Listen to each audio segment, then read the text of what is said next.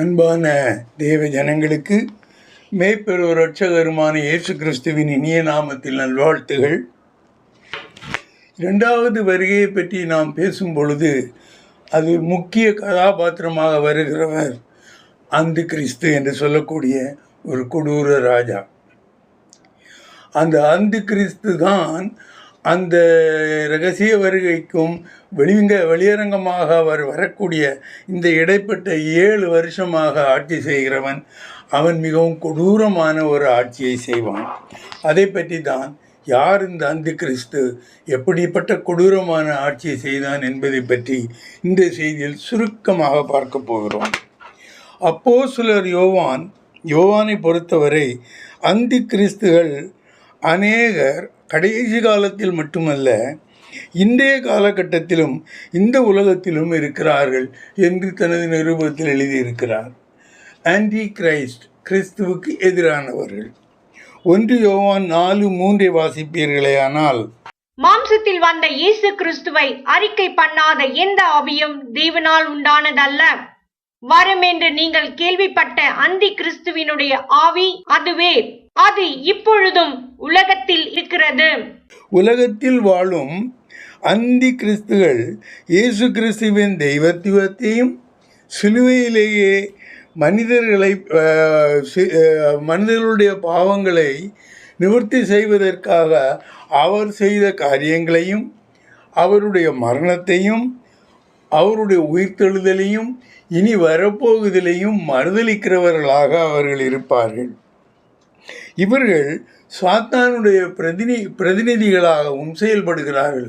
அவர்கள் நம்பாதிருப்பது மட்டுமல்ல, மற்றவர்களையும் அவர்கள் அப்படிப்பட்ட காரியத்தில் ஈடுபட செய்து விசுவாசத்திலிருந்து வழி போக செய்வார்கள். இனி கடைசி கால அந்தி கிறிஸ்து, இப்போ எல்லாரும் அந்தி கிறிஸ்து இப்போவும் அநேகர் இருக்கிறார்கள் என்றால், கடைசி காலத்தில் அந்தி கிறிஸ்து என்று சொல்லக்கூடிய அந்த அவன் யார்? அவன் 8வது ராஜா என்று வேதம் சொல்லுகிறது. அதாவது எட்டாவதாக வந்து இஸ்ரவேலை வாதிக்கிற ஒரு ராஜாவாக இருக்கிறான். அதை பற்றி பார்க்கலாம். வேத ஆதாரங்களோடு நாம் பார்ப்போமானால், இந்த அந்தி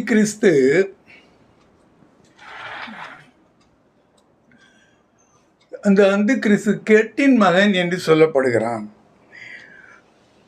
2 தெசலோனிக்கர் 2:3-4 வரை வாசிப்பீர்களேயானால், எவ்விதத்தினாலும் ஒருவனும் உங்களை மோசம் போக்காதபடிக்கு எச்சரிக்கையாயிருங்கள்.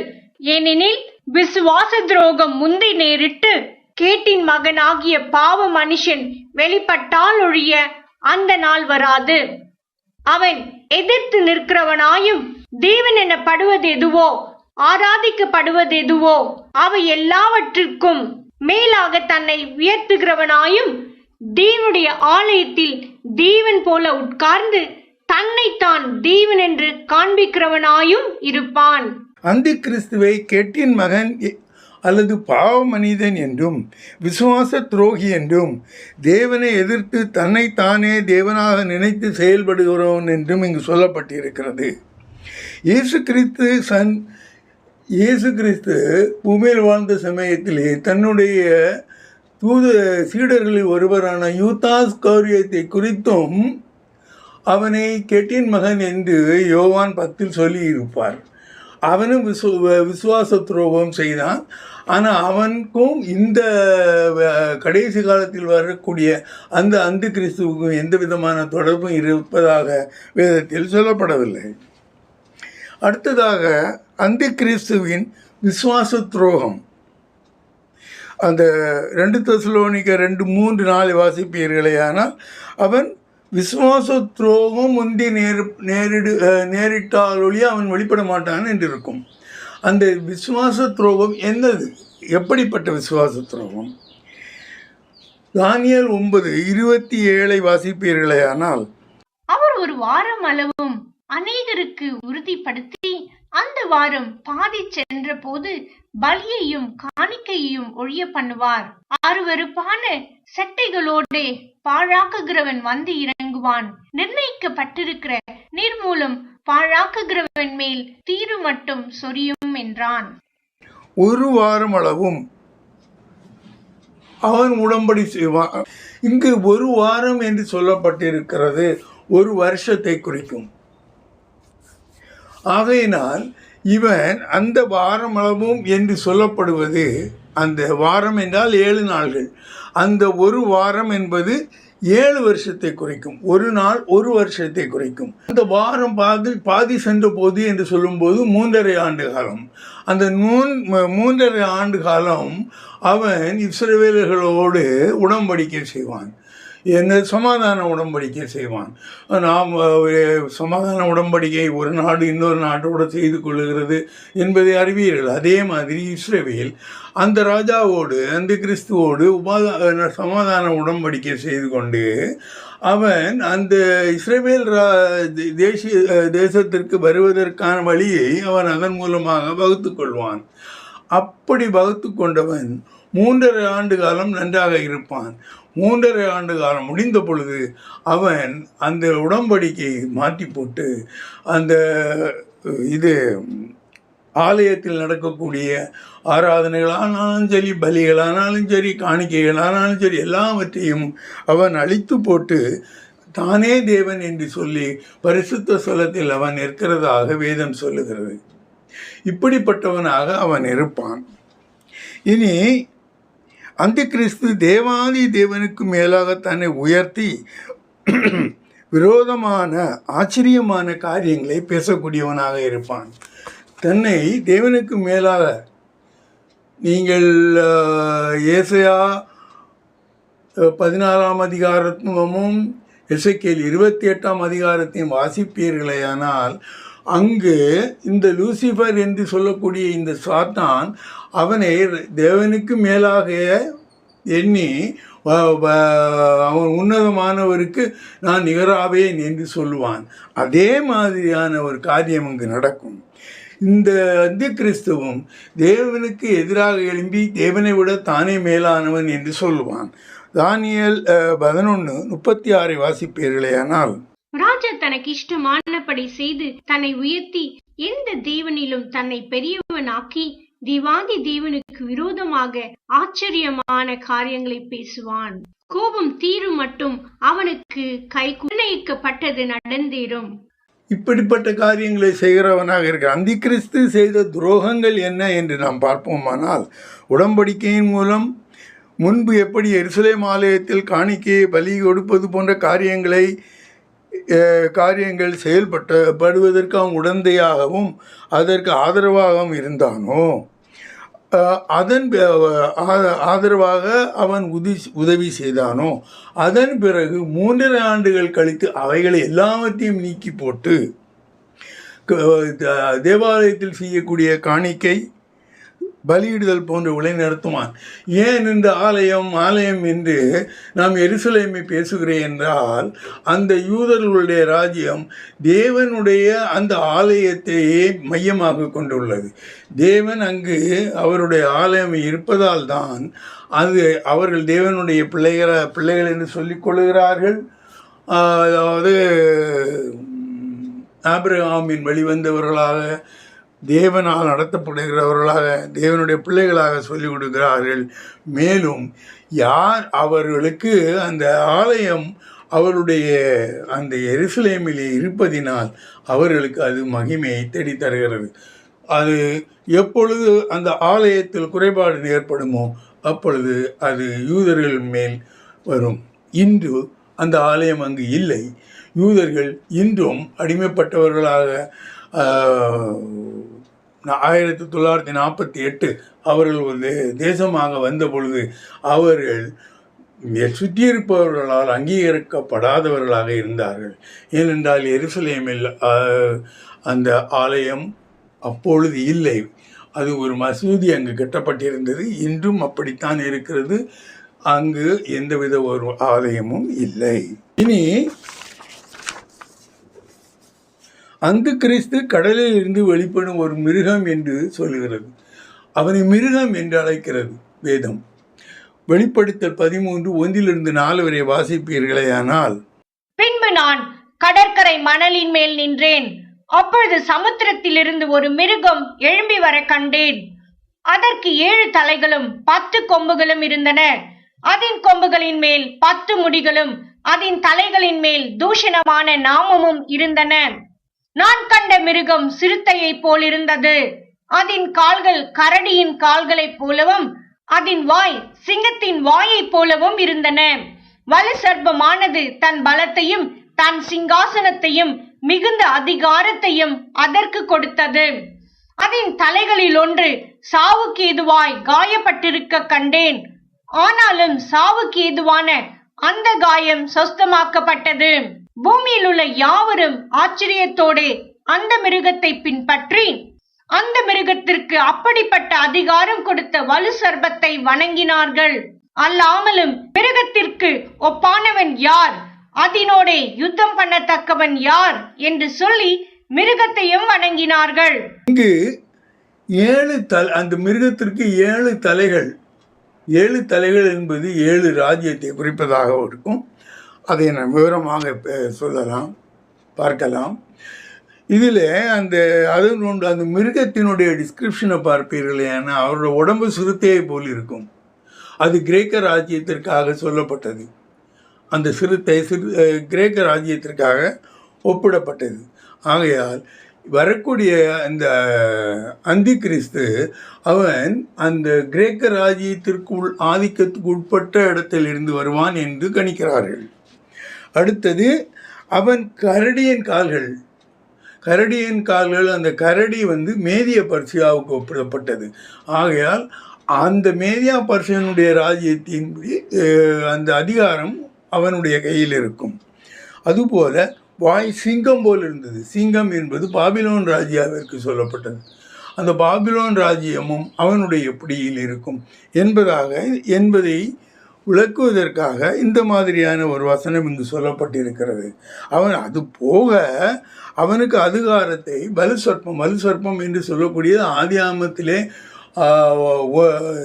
அந்த 3 நாம் வாசிக்கிறோம். ஒரு வலு சர்ப்பம், ஒரு சர்ப்பமானது அந்த ஏதேன் தோட்டத்திலே நுழைந்து முதல் மனிதனையும் மனுஷியையும் வஞ்சித்து போட்டது. அதைத்தான் வலு சர்ப்பம் என்று சொல்லுகிறோம். அதைத்தான் இது இங்கேயும் குறிப்பிடப்பட்டிருக்கிறது. அது தேவனுக்கு எதிராக செயல்பட்டது. இப்பொழுதும் அது தேவனுக்கு எதிராக பட்டு கொண்டிருக்கிறது. இந்த மிருகமும் எப்படி வலு சர்ப்பம் சாத்தான் தேவனுக்கு எதிராக பேசுவது போல இந்த மிருகம் சாத்தானுக்கு எதிராக பேசுகிறது. இனி அந்த 7 தலைகள்னு சொல்லப்பட்டிருக்கலையே, அதை பார்க்கலாம். வெளிப்படுத்தல் 17:9-10 வரை வாசிப்பீர்களே. ஆனால் ஞானமுள்ள மனம் இதிலே விளங்கும். அந்த 7 தலைகளும் அந்த ஸ்திரீ உட்கார்ந்திருக்கிற 7 மலைகளாம். அவைகள் 7 ராஜாக்களாம். இவர்களில் 5 பேர் விழுந்தார்கள். ஒருவன் இருக்கிறான், மற்றவன் இன்னும் வரவில்லை. வரும்போது அவன் கொஞ்சம் காலம் தரித்திருக்க வேண்டும். அந்த பெயர் சொல்லாமல் இங்கு விளக்கமாக சொல்லியிருப்பார்கள். இந்த 7 தலைகளும் 7 ராஜாக்கள் ஆண்ட ஒரு இடத்தை அவன் கொண்டிருப்பதாக கூறுகிறது. அந்த 7 ராஜாக்கள் இஸ்ரவேலை வாதித்தவர்கள். யார் யார் இஸ்ரவேலை வாதித்தார்களோ அவர்களுடைய அந்த எல்லா ராஜ்யத்தையும் அந்த மிருகம், அந்த அந்தி கிறிஸ்து அவனுடைய ஆட்சியின் கீழ் வைத்திருப்பான். அதாவது முதலில் எகிப்து இவர்களை வாதித்தது. அது அசிரியா வடக்கு தேசத்தை பிரித்து கொண்டு அவர்களை எடுத்துக்கொண்டு சென்றது. அதன் பிறகு பாபிலோனியா, அதன் விடுபட்டு போன யூதர்களை எல்லாம் பாபிலோனியா சிறையாக்கி கொண்டு சென்றது. அதன் பிறகு மேதிய பர்சியா அது பாதித்தாலும் அந்த கொரேசு மன்னனால் இடிக்கப்பட்ட அந்த ஆலயம் திரும்ப கட்டுவதற்கு உதவியாக இருந்தது. அதன் பிறகு இந்த கிரேக்கத்திலே ஒரு மன்னன் அலெக்சாண்டர் மரித்த பொழுது அவனுடைய 4 தளபதிகளும் அவனுடைய ராஜ்யத்தின் 4 பகுதிகளாக பிரித்து கொண்டார்கள். எகிப்து ஒருத்தன், அந்த சிரியாவை உள்ளடக்கின பாகத்தை ஒருத்தவனும், இன்னொன்று அந்த கிரீஸ் நாட்டில் உள்ளதும், இன்னொன்று மெசொப்பொத்தேமியா நாட்டில் உள்ள இந்த பகுதிகளாக பிரித்து கொண்டார்கள். இவைகளெல்லாம் அங்கு கொடுக்கப்பட்டிருக்கிறது. நீங்கள் வேதத்தை பார்த்து கொள்ளுங்கள். இவைகளையெல்லாம் வேதத்திலேயே வெளிப்படுத்தல் அதிகாரத்தை பார்க்கும் பொழுது இவைகள் ஒரு ஒப்புமையாக சொல்லப்பட்டிருக்கும்.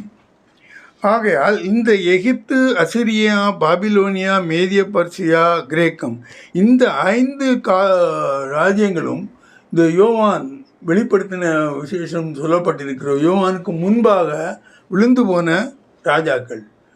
அந்த ராஜ்யங்கள் இஸ்ரவேலை வாசித்த பொழுது அந்த யோவான் கிடையாது. யோவான் வந்த பொழுது இந்த 5 ராஜ்யங்கள் அழிந்து போன வந்து விசித்த ஆசையங்கள் அப்பொழுது இஸ்ரவேலை பாதிக்கிறவர்களாக இல்லை. எகிப்து, அசிரியா, பாபிலோனியா, மேதிய பர்சியா, கிரேக்கம். ஆனால் ரோம சாம்ராஜ்யம் அப்பொழுது இருந்தது. அவர் 6வது ராஜாவாக இருந்தார். அடுத்ததாக இனி வரக்கூடிய காலங்களில் அந்த வெளிப்படுத்தல் அந்த அர்மகதோன் யுத்தம், அதாவது 2வது வருகையின் போது அங்கு ரோமானியம் பழையபடியும் தன்னுடைய ஆதிக்கத்தை கொண்டு வரும். ஆனால் அந்த ராஜ்யம் ரிவைஸ் ரோம சாம்ராஜ்யம் என்று சொல்லப்பட்டிருக்கிறது.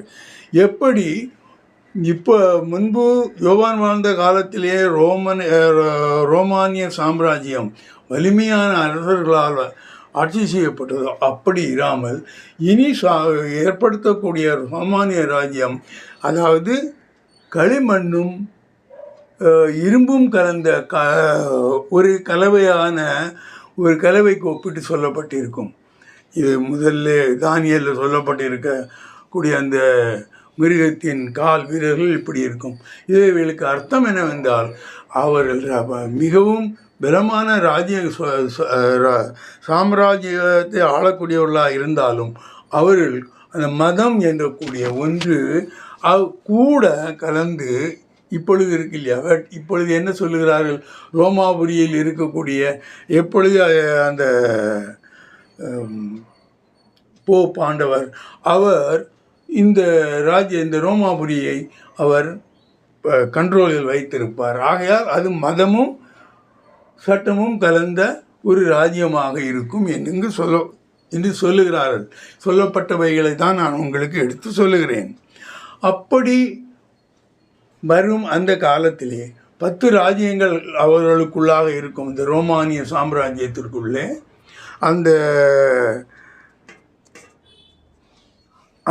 அப்படிப்பட்ட ஒரு ரிவைஸ்டு ரோமானியம் யோவான் காலத்தில் இல்லை. அவன் அது இல்லை என்று சொல்லிவிட்டான். அவர்களுக்குள்ளாகவே ஒரு 10 ராஜாக்கள் இருப்பார்கள். அதை தான் 10 கொம்புகள் என்று சொல்லப்பட்டிருக்கும். அந்த ரோமானிய சாம்ராஜ்யத்திலே 10 ராஜ்யங்கள் இருக்கும், சின்ன சின்ன ராஜ்யங்கள். அதிலிருந்து ஒரு ராஜா கிளம்புவான். அவனைத்தான் அவர்களை சின்ன கொம்பு என்று சொல்வார்கள், அல்லது அவனை அந்தி கிறிஸ்து என்று சொல்வார்கள், அவனை 8வது ராஜா என்று சொல்வார்கள். 7 ராஜாக்கள் எகிப்து, அசிரியா, பாபிலோனியா, மேதிய பர்சியா, கிரேக்கம், ரோம சாம்ராஜ்யம் அது முடிந்து போய்விட்டது. இனி வரக்கூடிய போது ரிவைஸ்டு சாம்ராஜ்யம் எழுப்பப்படும். அதிலிருந்து எழும்பக்கூடிய இன்னும் 8வது ராஜாவாகிய இவன் அந்தி கிறிஸ்து எழும்புவான் என்று சொல்லப்பட்டிருக்கும். இந்த 7 ராஜ்யங்களும் இஸ்ரவேலை வாதித்த 7 ராஜ்யங்களையும் அது 7 தலைகள் என்று சொல்லப்பட்டிருக்கின்றன. 10 கொம்புகள் என்று சொல்லப்பட்டிருக்கிறது. இந்த ரிவைஸ்டு ரோம், அந்த ரோமாபுரியின் 10 பகுதி ராஜாக்களாக ஆண்டு கொண்டிருப்பார்கள் அவர்களுடைய பகுதியிலே. அந்த 10 ராஜாக்களிலிருந்து ஒருவன் கிளம்புவான். அவனைத்தான் அவன் என்ன பண்ணுவான், 3 ராஜாக்களை அவன் கொன்று போட்டு அவர்களுடைய ராஜ்யத்தையும் அவன் கெட்டிக்கொள்வான். அவன்தான் அந்தி கிறிஸ்து. அவனை சின்ன கொம்பு என்று சொல்வார்கள், அல்லது அவனை 8வது ராஜா என்று சொல்வார்கள். அவன்தான் இஸ்ரவேலை வாதிக்கக்கூடிய 8வது ராஜா. 7 ராஜாக்கள் ஆல்ரெடி வாதித்து விட்டார்கள். இவன் 8வதாக வாதிக்கிறதுனால் இவனை 8வது ராஜா என்று சொல்வார்கள். தானியேல் 7:23 25 வரை வாசிப்பீர்களே. ஆனால் அவன் சொன்னதுக்கும் பூமியிலே உண்டாகும் 4ஆம் ராஜ்யமாம், அது எல்லா ராஜ்யங்களை பார்க்கிலும் வேறாயிருந்து பூமியை எல்லாம் பட்சித்து அதை மிதித்து அதை நொறுக்கி போடும். அந்த 10 கொம்புகள் என்னவென்றால் அந்த ராஜ்யத்திலே எழும்பும் 10 ராஜாக்களாம். அவர்களுக்கு பின்பு வேறொருவன் எழும்புவான். அவர்களை பார்க்கிலும் வேறாயிருந்து 3 ராஜாக்களை தாழ்த்தி போட்டு உன்னதமானவருக்கு விரோதமாக வார்த்தைகளை பேசி உன்னதமானவருடைய பரிசுத்தவான்களை ஒடுக்கி காலங்களையும் பிரமாணங்களையும் மாற்ற நினைப்பான். அவர்கள் ஒரு காலமும் காலங்களும் அரை காலமும் செல்லும் அவன் கையில் ஒப்பு கொடுக்கப்படுவார்கள். அந்தி கிறிஸ்து சின்ன கொம்பு. நான் ஆல்ரெடி விளக்கமாக சொல்லிவிட்டேன். தானியேல் 7:7-8 வரை வாசிப்பீர்களே. ஆனால் அதற்கு பின்பு ராதரிசனங்களில் 4ஆம் மிருகத்தை கண்டேன். அது கெடியும் பயங்கரமும் மகா பலத்ததுமாயிருந்தது. அதற்கு பெரிய இருப்பு பற்கள் இருந்தது. அது பட்சித்து மீதியானதை தன் கால்களால் மிதித்து போட்டது. அது தனக்கு முன்னிருந்த எல்லா மிருகங்களை பார்க்கிலும் வேற்றுருவமாயிருந்தது. அதற்கு 10 கொம்புகள் இருந்தது. அந்த கொம்புகளை நான் கவனித்திருக்கையில் இதோ அவைகளுக்கு இடையிலே வேறொரு சின்ன கொம்பு எழும்பிற்று. அதற்கு முன்பாக முந்தின கொம்புகளில் 3 பிடுங்கப்பட்டது. இதோ அந்த கொம்பிலே மனுஷ கண்களுக்கு ஒப்பான கண்களும் பெருமையானவைகளை பேசும் வாயும் இருந்தது. அந்த 10 ராஜ்யத்திற்குள்ளாக இருந்து எழும்புவான். இவைகளாம் வரப்போகிற காலங்களில் நடக்கக்கூடியவைகள். என அந்தி கிறிஸ்து அசீரியன். மீகா 5:4-6 வரை வாசிப்பீர்களே. ஆனால் அவர் நின்று கொண்டு கர்த்தருடைய பலத்தோடும் தம்முடைய தேவனாகிய கர்த்தருடைய நாமத்தின் மகத்துவத்தோடும் மேய்ப்பார். ஆகையால் அவர்கள் நிலைத்திருப்பார்கள். அவர் இனி பூமியின் எல்லைகள் பரியந்தமும் மகிமைப்படுவார். இவரே சமாதானக்காரனர். அசிரியன் நம்முடைய தேசத்திலே வரும்போதும் நம்முடைய அரமனைகளை மிதிக்கும் போதும் 7 மெய்ப்பரையும் மனுஷரில் 8 அதிபதிகளையும் அவனுக்கு விரோதமாக நிறுத்துவேன். இவர்கள் அசிரியா தேசத்தையும் நிம்ரோத்தின் தேசத்தையும் அதனுடைய வாசல்களுக்கு உட்புறமாக பட்டயத்திற்கு இரையாக்குவார்கள். நம்முடைய தேசத்தில் வரும்போதும் நம்முடைய எல்லைகளை மிதிக்கும் போதும் அவனுக்கு நம்மை தப்புவிப்பார். முதலிலே சொல்லப்பட்டிருக்கக்கூடிய வசனங்களில் மேசியாவை பற்றி சொல்லியிருப்பார். அதன் பிறகு அந்த அசிரியன் நம்முடைய தேசத்தில் தேசத்தில் வரும்போது என்று அந்தி கிறிஸ்து எப்பொழுது இஸ்ரேலில் வருகிறானோ அதை பற்றி சொல்லப்பட்டிருக்கும் 2வது வசனத்தில். 3வது 6வது வசனத்திலே அசிரியர் தேசத்தையும் ரொம்ப நிம்ரோதியன் தேசம் என்று சொல்லப்பட்டிருக்கு, பாபிலோனியா. அதனுடைய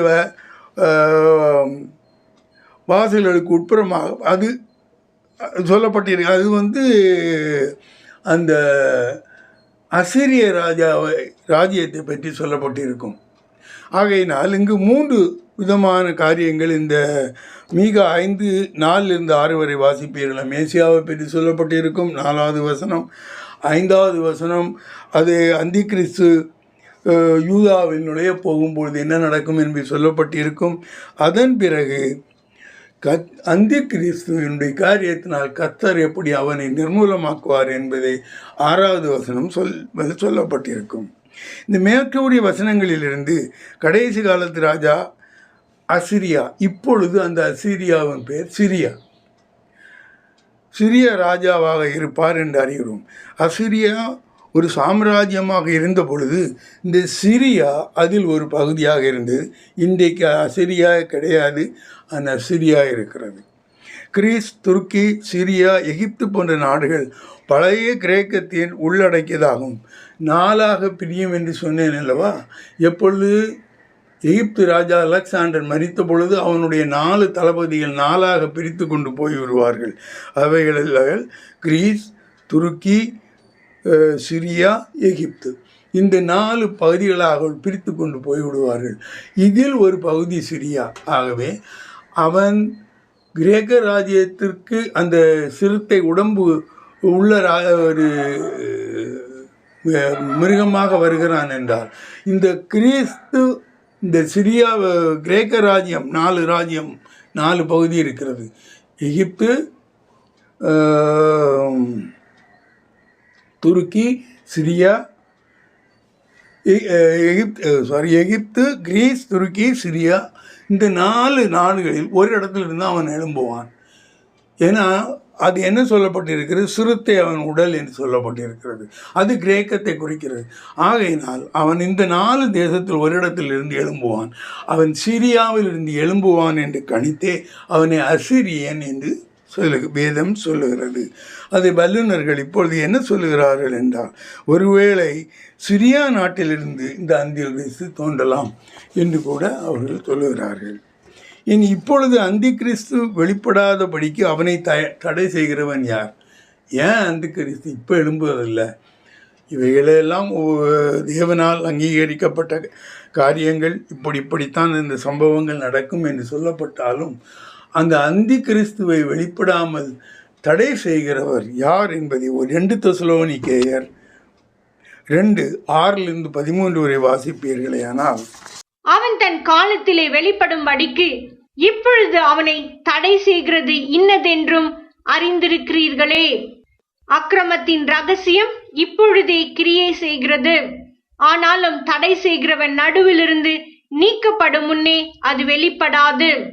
நீக்கப்படும் போது அந்த அக்கிரமக்காரன் வெளிப்படுவான். அவனை கர்த்தர் தம்முடைய வாயின் சுவாசத்தினாலே அழித்து தம்முடைய வருகையின் பிரசன்னத்தினாலே நாசம் பண்ணுவார். அந்த அக்கிரமக்காரனுடைய வருகை சாத்தானுடைய செயலின்படி சகல வல்லமையோடும் அடையாளங்களோடும் பொய்யான அற்புதங்களோடும் கெட்டு போகிறவர்களுக்குள்ளே அநீதியினால் உண்டாகும் சகலவித வஞ்சகத்தோடும் இருக்கும். ரட்சிக்கப்படத்தக்கதாய் சத்தியத்தின் மேலுள்ள அன்பை அவர்கள் அங்கீகரியாமற் போனபடியால் அப்படி நடக்கும். ஆகையால் சத்தியத்தை விசுவாசியாமல் அநீதியில் பிரியப்படுகிற யாவரும் ஆக்கினைக்குள்ளாக்கப்படும்படிக்கு அவர்கள் பொய்யை விசுவாசிக்கத்தக்கதாக கொடிய வஞ்சகத்தை தேவன் அவர்களுக்கு அனுப்புவார். கர்த்தருக்கு பிரியமான சகோதரரே, நீங்கள் ஆவியினாலே பரிசுத்தமாக்கப்படுகிறதினாலும் சத்தியத்தை விசுவாசிக்கிறதினாலும் ரட்சிப்படையும்படிக்கு ஆதி முதல் தேவன் உங்களை தெரிந்து கொண்டபடியினாலே நாங்கள் உங்களை குறித்து எப்பொழுதும் தேவனை ஸ்தோத்திரிக்க கடனாளிகளாயிருக்கிறோம். யார் யார் ஆவியினால் பரிசுத்தமாக்கப்பட்டும் சத்தியத்தை விசுவாசிக்கிறவர்களாகவும் இருக்கிறார்களோ அவர்களே நீதிமான் என்று வேதம் சொல்லுகிறது. இவர்கள் இருக்கும் வரை இவனுக்கு இடமில்லை. தேவன் இவனை அந்த அந்திகிறிஸ்துவை, அதாவது கிறிஸ்தவர்களை எதிர்ப்பவர்களாக வெளிப்பட செய்யும் பொழுது இந்த சத்தியம், இந்த பரிசுத்தவான்கள் பூமியில் இருக்க மாட்டார்கள். அவனுடைய ஆட்சியின் கீழ் வரமாட்டார்கள். அவர்கள் எடுத்துக்கொள்ளப்படுவார்கள். அப்படியானால் அந்த சபை இருக்கும் வரைக்கும், பூமியில் இருக்கும் வரைக்கும் அந்த அந்திகிறிஸ்து பூமியில் எழும்ப மாட்டான்.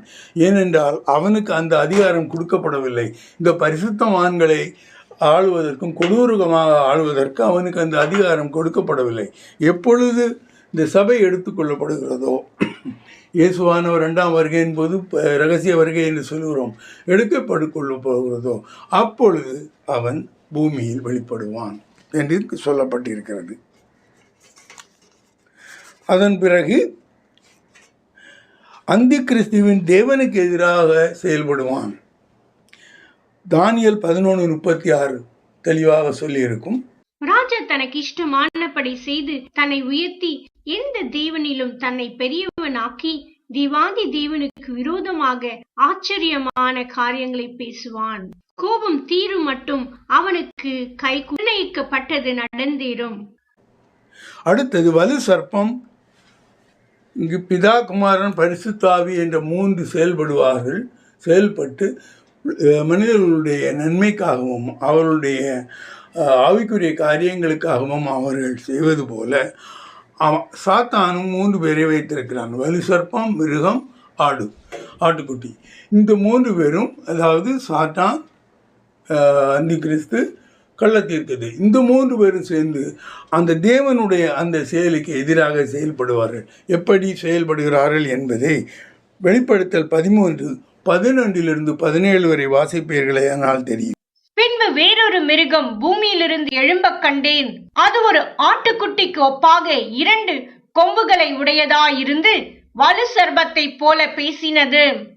அது முந்தின மிருகத்தின் அதிகாரம் முழுவதையும் அதன் முன்பாக நடப்பித்து சாவுக்கு ஏதுவான காயம் ஆற சொஸ்தமடைந்த முந்தின மிருகத்தை பூமியும் அதன் குடிகளும் வணங்கும்படி செய்தது. அன்றியும் அது மனுஷருக்கு முன்பாக வானத்திலிருந்து பூமியின் மேல் அக்கினியை இறங்க பண்ணத்தக்கதாக பெரிய அற்புதங்களை நடப்பித்து மிருகத்தின் முன்பாக அந்த அற்புதங்களை செய்யும்படி தனக்கு கொடுக்கப்பட்ட சத்துவத்தினாலே பூமியின் குடிகளை மோசம் போக்கி பட்டயத்தினாலே காயப்பட்டு பிழைத்த மிருகத்திற்கு ஒரு சொரூபம் பண்ண வேண்டும் என்று பூமியின் குடிகளுக்கு சொல்லிற்று. மேலும் அம்மிருகத்தின் சொரூபம் பேசத்தக்கதாகவும் மிருகத்தின் சொரூபத்தை வணங்காத யாவரையும் கொலை செய்யத்தக்கதாகவும் மிருகத்தின் சொரூபத்திற்கு ஆவியை கொடுக்கும்படி அதற்கு சத்துவம் கொடுக்கப்பட்டது. அது சிறியோர் பெரியோர், ஐஸ்வர்யவான்கள், தரித்திரர், சுயாதீனர், அடிமைகள் இவர்கள் யாவரும் தங்கள் தங்கள் வலது கைகளிலாவது நெற்றிகளிலாவது ஒரு முத்திரையை பெறும்படிக்கும் அந்த மிருகத்தின் முத்திரையை யாவது அதன் நாமத்தை யாவது அதன் நாமத்தின் இலக்கத்தை யாவது தரித்து கொள்ளுகிறவன் தவிர வேறொருவனும் கொல்லவும் விற்கவும் கூடாத படிக்கும் செய்தது. இவர்கள் 3 பேருக்கும் சில இந்த வலுசற்பத்திற்கு அநேக காரியங்கள் தேவனால் கொடுக்கப்பட்டிருக்கிறது. ஒரு தடவை தேவன் ஒரு அதிகாரத்தை கொடுத்து விட்டால், ஒரு ஆசீர்வாதத்தை கொடுத்து விட்டால் அதை அவர் திரும்ப எடுப்பதில்லை. அது அப்படிப்பட்ட காரியம் நடந்ததாக வேதம் சொல்லவில்லை. இதன் அடிப்படையிலே இந்த இவன் சாத்தான் லூசிஃபராக, அதாவது பிரதான தூதனாக இருந்த பொழுது அவனுக்கு இருந்த அதிகாரங்கள் எல்லாம் இன்னும் அப்படியே தான் அவனிடம் இருக்கிறது. அதன் அடிப்படையில் அவன் அநேக காரியங்களை இந்த மிருகத்திற்கும் ஆட்டுக்குட்டிக்கும் கொடுக்கிறான். அதை வைத்து அவர்கள் செய்தவைகள் தான் இங்கு சொல்லப்பட்டிருக்கிறது. அங்கு அக்கினியை வர செய்வார்கள், மரித்த மிருகத்தை உயிரோடு வர செய்வார்கள், அல்லது முத்திரை அணியாதவர்களை எல்லாம் ஒக்கவும் வாங்கவும் செய்யக்கூடாது என்று செய்வார்கள், மனிதனுடைய இலக்கத்தை அழிந்து கொள்ளாதவர்களை எல்லாம் அவர்கள் அழித்து போடுவார்கள் என்று இங்கு சொல்லப்பட்டிருக்க அனைத்தும் எல்லா அதிகாரமும் சாத்தானால் கொடுக்கப்பட்டிருக்கிறது. அவன் அந்த அந்தி கிறிஸ்து உட்கார்ந்திருக்கக்கூடிய அவனுடைய சிம்மாசனமே அந்த சாத்தானால் கொடுக்கப்பட்டது என்று சொல்லப்பட்டிருக்கிறது. வெளிப்படுத்தல் 13:11-17 வரை வாசிக்கும் பொழுது இவைகளெல்லாம் நீங்கள் அறிந்து கொள்ளலாம். முடிவாக யோவான் சொல்லியிருப்பது உலகம் அந்தி கிறிஸ்துகளால் நிறைந்து காணப்படுகிறது என்று. அந்த அந்தி கிறிஸ்துவ விசுவாசிகளை சாத்தானின் வல்லமையினால் அநேக அற்புதங்களையும் அநேக அதிசயங்களையும் செய்து விசுவாசத்திலிருந்து விடுபோக செய்வான். ஆகவே கிறிஸ்தவ விசுவாசிகள் கவனமாக இருந்து இயேசு கிறிஸ்துவின் 2ஆம் வருகைக்கு மனப்பூர்வமாய் காத்திருந்து ரட்சிப்பை அடைந்து, அதாவது நிச்சய ஜீவனை பெற்று சதாகாலமும் நீங்கள் தேவனோடு இருக்க வேண்டும் என்று தேவன் விரும்புகிறார். சாத்தானுடைய பிரதிநிதி வருவார்கள், அநேக காரியங்களை அவர்கள் கொடுக்கப்பட்டிருக்கக்கூடிய அந்த ஒரு அதிகாரத்தில் இருந்து அவர்கள் சில காரியங்களை செய்வார்கள். அவைகளெல்லாம் நாம் ஈர்க்கப்பட்டு போய்விடக்கூடாது. நம்மிடம் இருப்பவர் பெரிய சர்வ அதிகாரம் படைத்தவர். அவர் கொடுத்த ஒரு சிறு காரியத்திலிருந்து அவன் நமக்கு அருமையாக எடுத்து காட்டுகிறான். தேவனுடைய நாமம் எங்கு மகிமைப்படுத்தப்படுமோ அங்கு அவனுடைய எந்த அற்புதங்களும் அதிசயங்களும் அங்கு செல்லாது. ஆகையினால் ஒவ்வொருவரும் தேவனை பற்றிய விசுவாசத்தை நிலைத்திருந்து கடைசி காலத்திலே அவரோடு கூட சேர்ந்து பூமிக்கு வர வேண்டும் என்று தேவன் நமக்கு அருள் செய்ய வேண்டும் என்று நாம் ஒவ்வொருவரும் பிரார்த்திக்க வேண்டும். அன்பான பிதாவே, மேற்பெரு ரட்சிகரமான இயேசு கிறிஸ்துவை உம்முடைய ஜனங்களுக்கு அந்தி கிறிஸ்து எப்படிப்பட்ட காரியங்களை செய்வான், எதனால் அவன் விசுவாசிகளை விலகி போக செய்வான் என்பதைகளை எல்லாம் சொன்னோம். இவை எத்தனையும் நீர் வேதத்தில் எழுதி வைத்திருக்கிறது. அவைகளை எல்லாம் அவர்கள் வாசித்து அறிந்து தாங்களை பக்குவப்படுத்தி உம்மை நோக்கி கூப்பிடுவதற்கான, உம்மை விசுவாசித்து வாழ்வதற்கான இதயத்தை அவர்களுக்கு கொடும். இதை நீர் செய்ய போவதற்காக கோடான கோடி ஸ்தோத்திரம். ஆமீன்.